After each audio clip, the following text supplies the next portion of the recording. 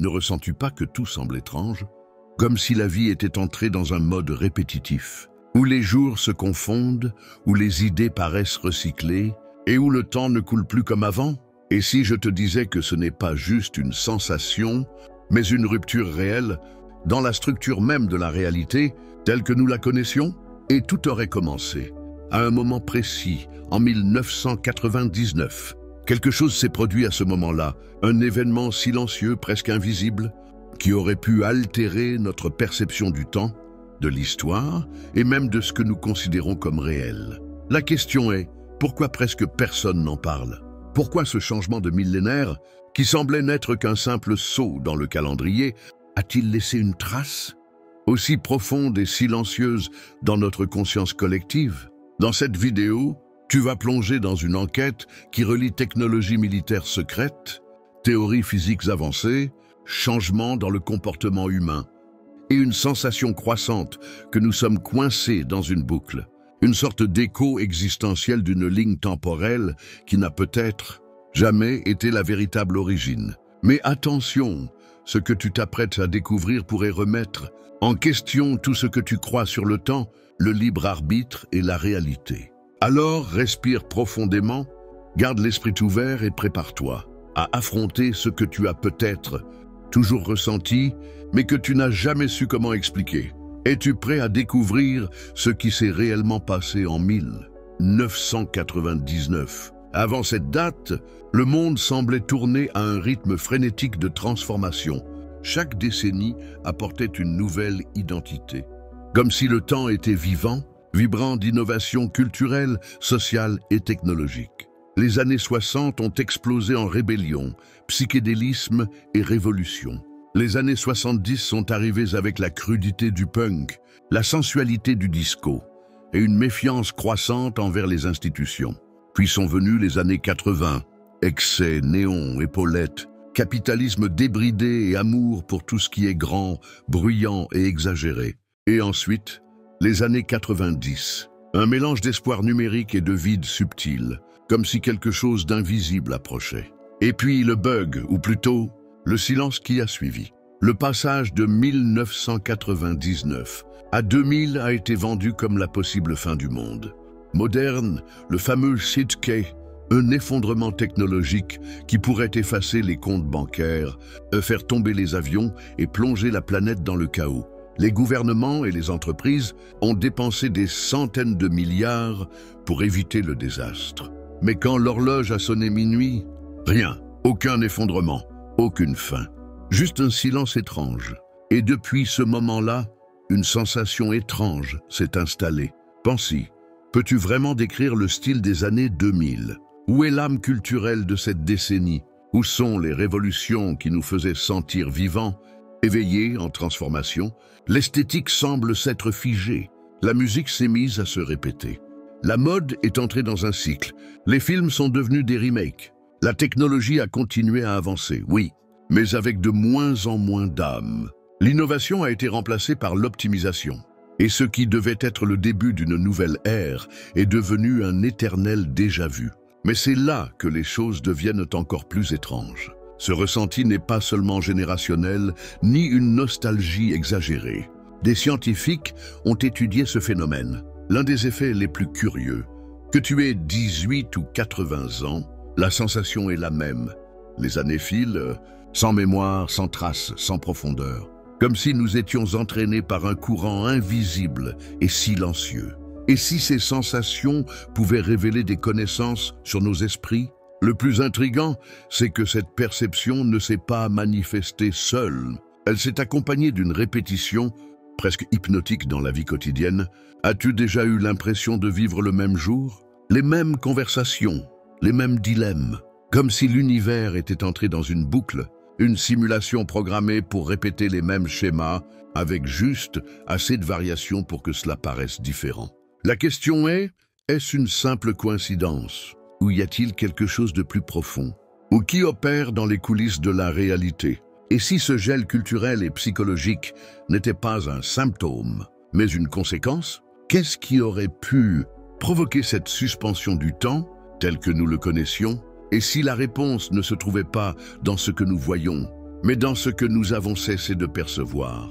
À la fin de 1999, alors que les foules célébraient le nouveau millénaire avec des feux d'artifice et des fêtes, des techniciens et ingénieurs du monde entier étaient en état d'alerte maximale. Le Hadoken n'était pas juste une erreur, c'était un présage. La possibilité que tous les systèmes numériques échouent au passage de 99 à 00 a provoqué une mobilisation mondiale sans précédent. Les gouvernements ont investi plus de 300 milliards de dollars pour éviter l'effondrement. Les gens ont stocké de la nourriture, retiré de l'argent, se sont préparés comme pour une apocalypse invisible. Et puis, quand minuit est arrivé, le monde a continué de tourner. Mais qui a dit que rien ne s'était passé? Même si la surface semblait intacte, beaucoup croient que quelque chose de plus subtil et de bien plus profond a commencé. Certains l'appellent un redémarrage psychologique collectif, d'autres un rituel numérique inconscient. La vérité, c'est qu'après le Y2K, tout a changé.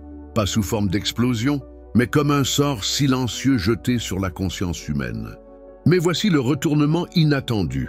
Et si l'effondrement réel n'était pas celui des systèmes, mais celui de la réalité telle que nous la connaissions, peu après cette peur du millénaire, une nouvelle force a commencé à prendre le contrôle de la vie humaine, Internet. Auparavant limité à des forums et salons de discussion rudimentaires, il est rapidement devenu le tissu invisible qui relie tout. Les réseaux sociaux sont apparus. Les algorithmes ont commencé à décider ce que nous verrions, avec qui nous parlerions et comment nous interpréterions le monde. L'information a cessé d'être recherchée. Elle est devenue livrée, façonnée, dirigée. Cela ne te dit rien? Des chercheurs comme le philosophe Byung-Chul Han mettent en garde. L'ère numérique a remplacé la réalité concrète par un miroir qui ne reflète que nos propres convictions. Nous vivons dans des bulles de confirmation, dans des cycles de répétition émotionnelle qui nous maintiennent dépendants et endormis. Le temps numérique n'est ni linéaire ni cyclique. Il est chaotique, accéléré, un présent éternel où passé et futur perdent leur sens. Et si, sans le savoir, nous vivions dans une réalité fabriquée? Dans ce contexte, la perception du temps est elle aussi déformée. Une étude de l'université de Stanford a montré que l'excès de stimuli numériques réduit la capacité du cerveau à consolider les souvenirs. Autrement dit, plus nous sommes connectés, moins nous sommes ancrés à notre propre expérience. Les jours passent, mais ne laissent pas de traces. Les semaines disparaissent, les années s'évaporent. Et si cela était exactement ce qui est orchestré? L'absence de repères temporels, d'expériences nouvelles, imprévisibles et intenses contribue à ce que l'on appelle la compression temporelle. Cette théorie suggère que nous vivons plus vite, mais avec moins de présence. Et plus le temps s'accélère, moins nous réalisons que nous sommes entraînés par lui. C'est comme un rêve où tout semble normal, jusqu'à ce que quelque chose brise le schéma. Et cette rupture aurait pu commencer en 1999, quand le monde n'a pas explosé, mais a commencé à être réécrit.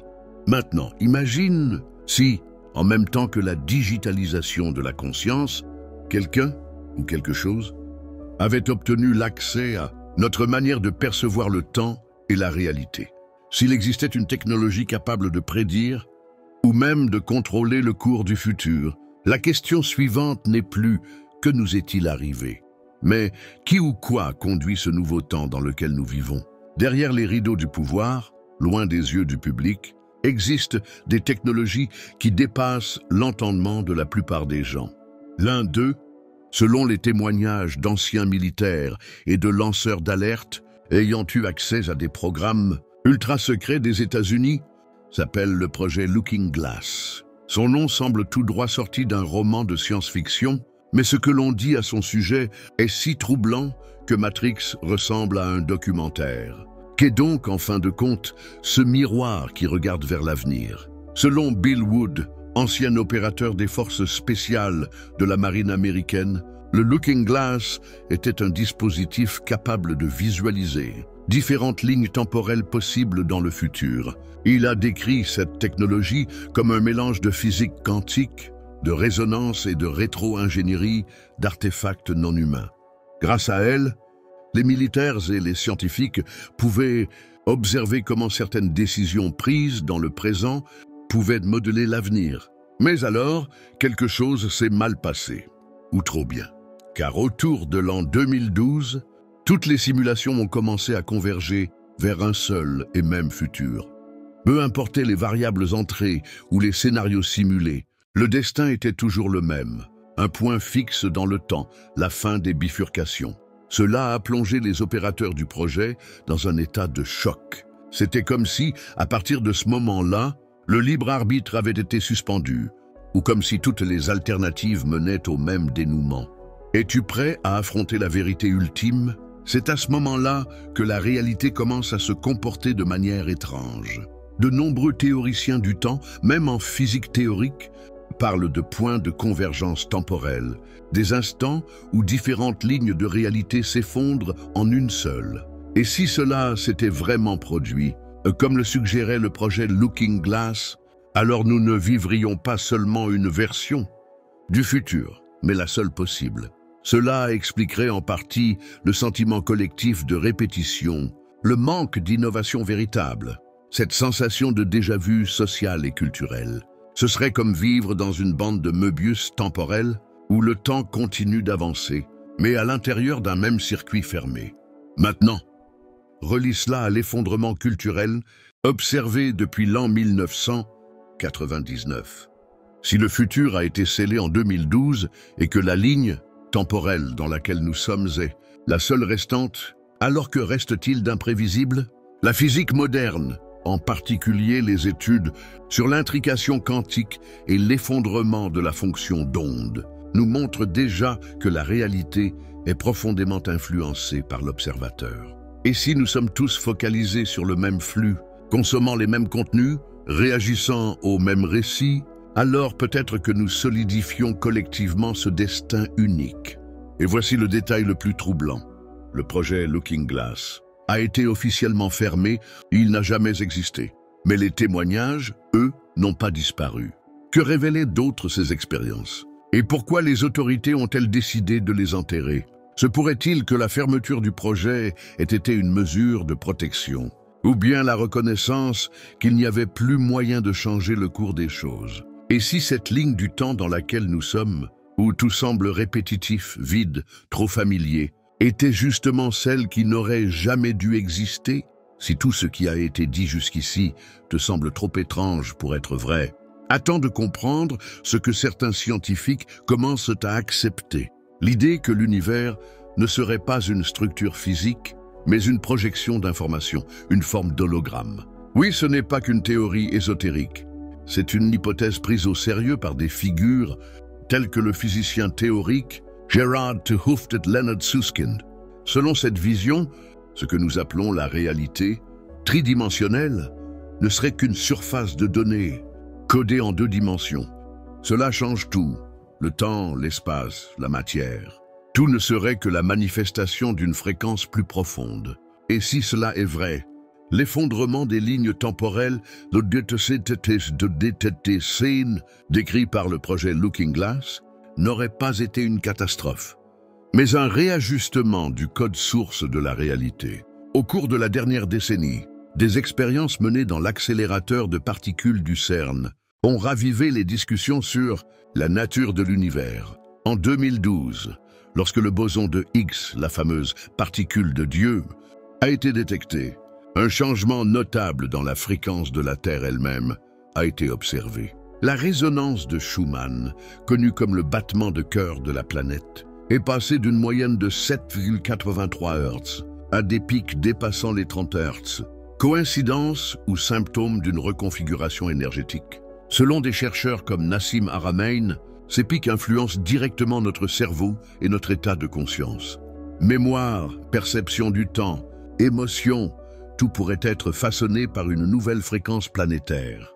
Et en tant qu'antenne vivante, nous nous ajustons aussi.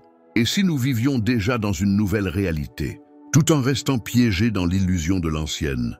Beaucoup commencent à rapporter des synchronicités de plus en plus intenses, chiffres répétés, rencontres improbables, rêves lucides, sensation qu'un événement important est imminent.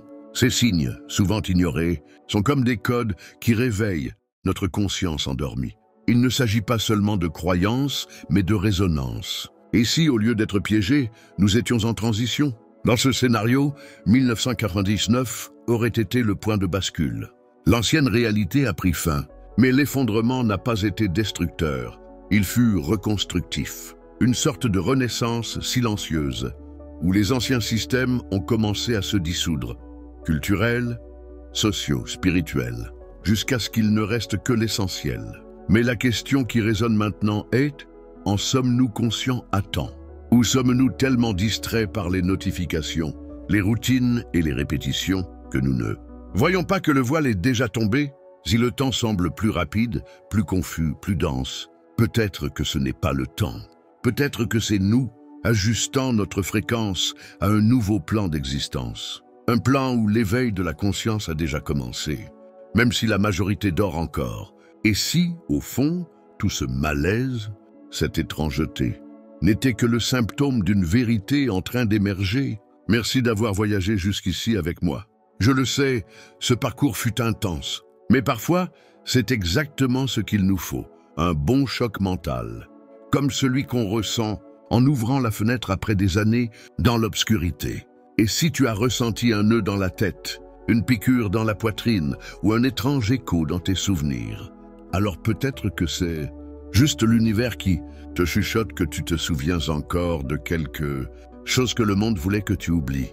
Je me souviens de 1999 comme d'une année magique. Je me souviens avoir regardé le ciel lors de ce changement de millénaire et senti quelque chose de différent. Dans l'air, comme si une page s'était tournée sans bruit. Pendant des années, j'ai cru que c'était juste moi. Mais quand j'ai commencé à rencontrer d'autres personnes qui ressentaient la même chose, j'ai compris. Peut-être que le temps ne passe pas plus vite. Peut-être qu'il essaie juste de nous réveiller. Maintenant, je veux partager quelque chose de spécial avec toi. En tant que fan de la chaîne Le Pouvoir de l'Esprit, tu es sur le point d'embarquer pour un voyage unique de connaissance de soi et de transformation mentale. Je te présente l'art de la pensée positive, un e-book révolutionnaire qui va redéfinir ta réalité mentale. En tant que créateur de ce contenu et guide de la chaîne Le Pouvoir de l'Esprit, je partage avec toi mes expériences les plus profondes et mes apprentissages les plus précieux. Chaque chapitre de cet e-book est un reflet de mon propre chemin, riche en leçons pratiques que j'ai vécues et transformées en sagesse. Ne rate pas cette opportunité de transformer ta vie. Clique sur le lien épinglé dans les commentaires et commence. Dès aujourd'hui, ton voyage vers la connaissance de soi et la positivité. Si cette vidéo t'a touché, si elle t'a fait réfléchir, ou même douter de ta santé mentale pendant quelques secondes, ce qui est sain. D'ailleurs, alors like, commente ce que tu te souviens de 1999 ou ce que tu crois avoir oublié. Et bien sûr, abonne-toi à la chaîne, car ce qui arrive est puissant, vraiment. Si même le temps s'est effondré, je ne veux pas rester en dehors de cette conversation. Ah, et si l'algorithme m'avait caché jusqu'à maintenant, eh bien cela confirme tout ce qu'on vient de dire. N'est-ce pas? Maintenant regarde, tu vois ces deux vidéos à l'écran. Elles ne sont pas là par hasard. Il y a quelque chose en elles qui peut compléter le puzzle, que tu as commencé à assembler aujourd'hui. Un détail, une connexion, peut-être même une réponse que tu ne savais pas que tu cherchais. Clique sur l'une d'elles et vois ce qui se passe. Mais je te préviens, après les avoir vues, rien ne te semblera aussi aléatoire qu'avant.